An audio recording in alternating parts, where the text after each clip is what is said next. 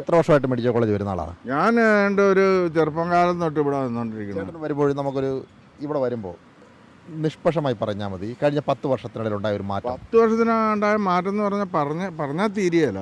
അതിന് മാത്രം മാറ്റം ഉണ്ടായിട്ടുണ്ട് ഈ മെഡിക്കൽ കോളേജിൽ.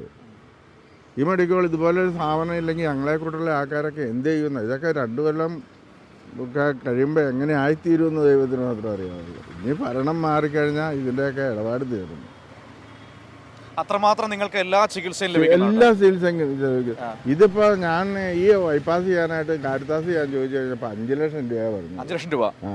നമുക്കിവിടെ എന്ന് പറഞ്ഞാൽ അന്ന് ഇപ്പോൾ ഈ 90,000 രൂപ ഇട്ട് വെച്ചിട്ട് എനിക്ക് 46,000 രൂപ തിരിച്ചു തന്നു.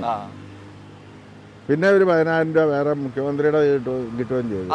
അതും കിട്ടി. അങ്ങനെ നമുക്ക് എല്ലാ സഹായങ്ങളും സർക്കാരിൽ നിന്ന് ഇതുവരെയും കിട്ടിയിട്ടുണ്ട്. ഇതുപോലെ മെഡിക്കൽ കോളേജ് ഇതുപോലെ ഒരു സ്ഥാപനം ഈ ഇടതുപക്ഷ സർക്കാർ കയറിയപ്പോഴാണ് ഇതുപോലെ ഒരു മികച്ച. എന്നാണ് ബൈപ്പാസ് ചെയ്തത്?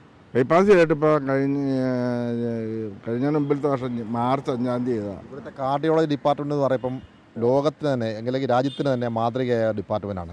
ശ്വാസകോശം മാറ്റിവെച്ച, നിരവധി ഹൃദയ മാറ്റിവെക്കൽ ശസ്ത്രക്രിയ നടത്തിയ ചേട്ടൻ ബൈപ്പാസ് സർജറിക്ക് വിധേയനായിട്ടുള്ള ഒരാളാണ്. ആ കാർഡിയോളജി ഡിപ്പാർട്ട്മെൻറ്റിലെ കാര്യങ്ങൾ അടുത്തറിഞ്ഞ മനുഷ്യനാണ്.